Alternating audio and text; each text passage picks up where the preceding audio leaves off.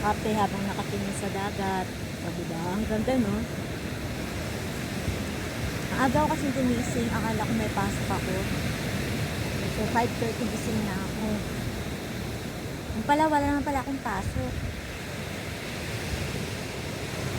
So ito ngayon nakaupo ko dito, kape-kape muna tayo bago ako maggala. Ayan, meron doon mga friendship na mukhang nagbibilad sa araw para maging brownish skin sila, di ba? Ayan, maglalakad ako ngayon. Lakad tayo kahit mainit ang panahon. Lakad-lakad tayo. Wala kasi akong kasama sa bahay. Hanggang ngayon, day off ko. Akala ko may pasok ako. Wala pala akong pasok. Oh. Ayan nga, girls. So, kung nakikita nyo, yung kulay brown doon. Ayan. Putik yan. Kasi nga, hindi maganda ang panahon kagabi. So, ang nangyari is, ayan, lumabas yung mga putik. Hindi, diba? Pero may mga naliligo pa rin naman sa dagat. Ayan, ito na yung hangganan ng dagat. Actually, hindi naman ito hangganan. Hanggang dulo pa. Kaya nga lang kasi meron ditong hati na hindi pwedeng tumawid. Hindi maganda yung tubig ngayon. Medyo high tide. So, ayan. Ngayon pinagpapawal din mag-surf. Diba? Kasi nga yung tubig as in may chocolate. Nakikita nyo ibang-iba talaga ang kulay, no? Kung i-confirm mo doon sa katulad doon. Diba? Doon, iba yung kulay. Dito, diba? Pare, as in. So, actually, siguro dito nang gagaling yung putik na yan. Tingnan natin kung saan nang gagaling yung putik na to. Ito pala ang salarin kung bakit ganito. Yung tubig sa dagat. O, diba? Kulay orange. Putik ba to? Putik na orange. O, diba? Orange na orange siya. So, doon pala siya nang galing. So, hindi ako makakatawid ngayon. Medyo malakas-lakas na naman yung hangin. So, ayan nga. Nakikita yung hagdanan na yan. Diyan kasi ako tumatawid. Papunta doon sa kabila para makapunta sa kabilang pangpang ng dagat. Actually, para makapunta doon. Hindi ako makakapunta ngayon. Pero minsan kasi mababaw to. Tumatawid lang ako dyan. Lalakad lang ako dyan. As in, napakababaw. Ngayon, hindi maganda talaga ang panahon. Dahil nga ito kagabi. Hindi ako makakatawid kasi grabe yung putik na ito. Grabe yung putik na ito. Alam mo ba, dito may nangingisda din. Ewan ko ba, may isdang isdang napapadaan. Actually, nakakita ko dito ng tilapia. Alam nyo ba, dito sa Australia, yung tilapia, hindi pwedeng lumakin. Kasi yung tilapia, peste daw yan. Hindi daw yung pwedeng kainin kasi salot daw yan sa dagat, sa mga fishing. Ha? Sabi ko sa Pilipinas, ang sarap-sarap ng tilapia eh. Dito hindi, salot, akalain mo, di ba? Oh, mayroon doon naliligo ng mga kabataan, di ba? Parang sa Pilipinas lang, no? Kahit putik, di ba? mayroon pa rin naliligo. Ayun sila, naliligo sila. Ayan tayo, di ba? Na-miss ko yung ganyan. Girl, kahit naman ganyan putik yan, malinis, walang takla-takla, di ba?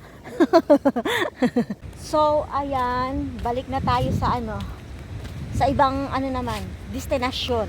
So, hindi tayo pwedeng makatawid sa kabilang dagat. O, di ba? Pinagbawalan kasi tayo ng putik. Putik na yan.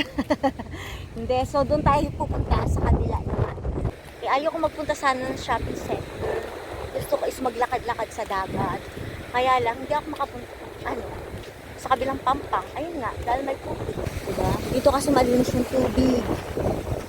So, dito talaga pang kids section to, family section. Kung ayaw magkawatak-watak maligo sa dagat, so dito kayo mag-swimming, di ba? Pang pamilya. Safety pa. O, di ba? Kasi nga hindi maganda yung panahon kagabi. Ang dami naglaglagan ng mga dahon. Nagkandalagas-lagas sila. Sobra. Buti nga hindi nag-high tide ng bonggang-bongga ngayon. Itong puno na to, nagkandalaglagan yung niya, mga dahon-dahon niya. O, di ba? Putol-putol eh. Dami. Grabe di ba? O, ang lakas kasi talaga ng hangin kagabi. O, mantakin mo ito, kita mo siya naputol na. Ayan, normally dito ako lagi nagpapahinga. Tambayan ko to. Dito, ang sarap dito kasi yung alam mo yung pahinga. Ganto. Diba? Ganto lang habang nakatingin ka din sa dagat. Ang init ng panahon ngayon mga girls, sobra. Pahinga muna ako bago ako maglakad papunta dun sa shopping center.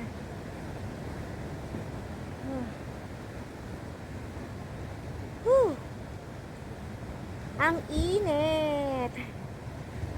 Oh, no.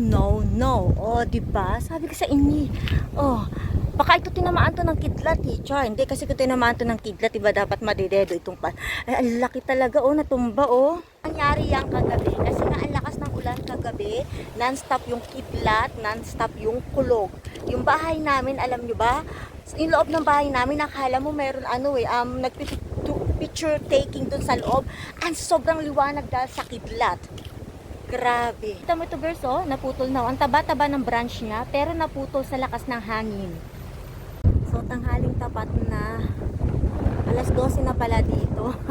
So, ayan na nga, lunch time na ng mga nagtatrabaho dito. Ako, wala pa akong lunch time kasi dito ako sa galaan. Kita ni dagat, oh, diba? Ang lakas ng hangin. Sobrang lakas ito. So, pero sunod-sunod ko, nililipat. Sa kabilang area, meron pa rin palaruan para sa mga bata. Oh, diba? Talagang mag-e-enjoy ka dito eh. Kahit may mga chikiting ka, nasa tabi ka na ng dagat, meron pang palaruan, diba? Tapos, komportable ka na rin dito. Alam mo yun? Pwede, kung halimbawang natutumi ka, hindi mo na kailangan umihi sa tabi-tabi o tumumi sa tabi-tabi. Kasi ayun lang yung CR, oh. Ayun lang, oh, diba? Ang lakas ng hangin, mga girls. Kailangan ko hawakan talaga sombrero ko dito. Sobrang lakas. Siguro ito pa yung dala ng bagyo kagabi dito. Sobra, oh, ang dami nagkalat ng mga pangalan nito ng mga dahon-dahon. Sobrang dami.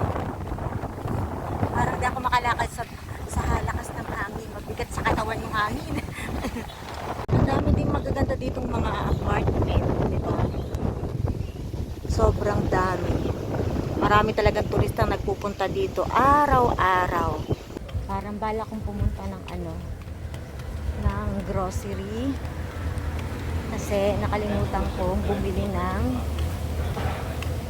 napkin. Napkin. Total, andito na rin ako sa labas.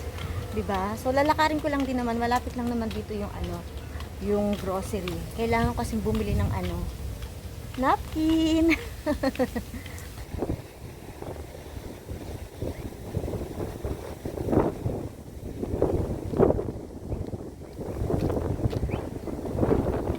Ayan, hindi naman malayo yung grocery. Doon, paglagpas ng mga konti-konti dito, siguro mga 25 minutes walking sa paglalakad, di ba? So, di naman ganun kalayo. O, alam mo ba, itong Thai restaurant na to, favorite ko to, Thai restaurant, Red Chili. So, sa gabi lang to nagbubukas, mga girls, alas 6 hanggang alas 10 ng gabi. Hoy, ang sarap ng pagkain nila dyan. Oh, 'di ba? Pati yung golf course binaha na. 'Di ba? Nagkaroon na siya ng tubig. Oh, 'di ba? Hindi lang sa Pilipinas ang baha, meron din dito sa Australia. Kasi nga ang lakas ng ulan kagabi. Paulit-ulit ako na malakas ang ulan kagabi. Yan, may tubig na yung golf course. Minsan nag-shortcut ako diyan, talaga. May shortcut diyan papunta sa bahay. Kaya lang ngayon hindi ako nakapag-shortcut kasi tatakot ako, may mga palaka din. Takot ako sa palaka. Ang daming palaka dyan. Pag nakita nyo tong McDonald's, ibig sabihin, andito na tayo sa may shopping center nila. Sa likod kasi ng McDonald's, alam nyo ka nandoon. Di yung grocery. Di ba nga? Bagara Central, Woolworths, Aldi, Bagara Meats, New Agent, Domino's, Dance, Surprise, etc. So ayan yung Woolworths. Diyan tayo pupunta, may bibiliin tayo. Sa wakas, punta tayo ngayon sa lilim. Ang init din kanina ng nilakaran natin na sobrang init. So ngayon, yes, ang lamig-lamig. Sobra. So pupunta tayo doon sa section ng bilihan ng mga pads. Hindi ko alam kung saan.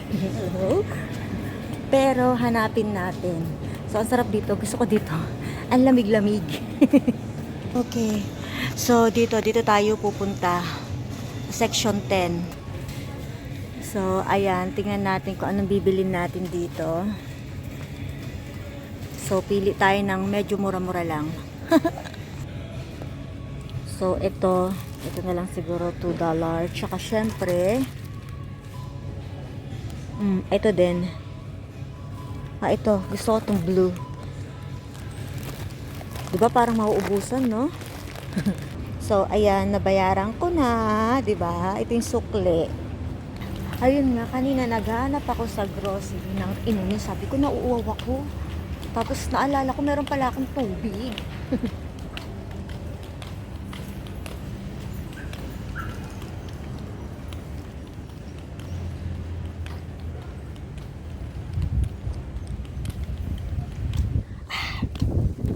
Grabe, sobrang uhaw ko sa paglalakad. Ang init kasi ng panahon, no? Yung umulan lang kagabi, bagyo kagabi, tapos ngayon ang init na naman ng panahon. Kakaiba talaga yung temperatura dito sa Australia, promise.